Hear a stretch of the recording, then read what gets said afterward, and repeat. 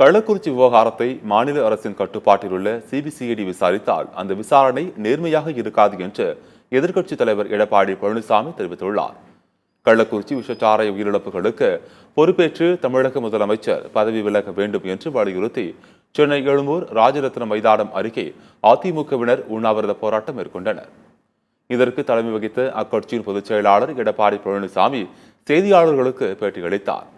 சட்டப்பேரவைத் தலைவர் நடுநிலையாக செயல்படாதது வருத்தம் அளிப்பதாகவும் திமுக ஆட்சிகள் கருத்து சுதந்திரம் பறிக்கப்பட்டு வருவதாகவும் அவர் கூறினார். கள்ளக்குறிச்சி பிரச்சினை தொடர்பான சிபிசிஐடி விசாரணை நேர்மையாக இருக்காது என்றும் விசாரணையை சிபிஐக்கு மாற்ற வேண்டும் எனவும் எடப்பாடி பழனிசாமி வலியுறுத்தினார்.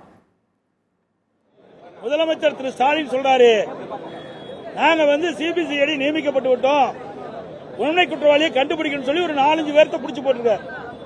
அதனால எந்த பயனும் கிடைக்க போறதில்ல. ஏன்னா இது மாநில அரசாங்கத்துக்கு உட்பட்டவர்கள் தான் இதுல அடங்கி இருக்கிறாங்க. மாநில அரசாங்கம் அந்த அதிகாரத்துக்கு உட்பட்ட சிபிசிஐடி முழுமையான விசாரணை மேற்கொள்ளாது.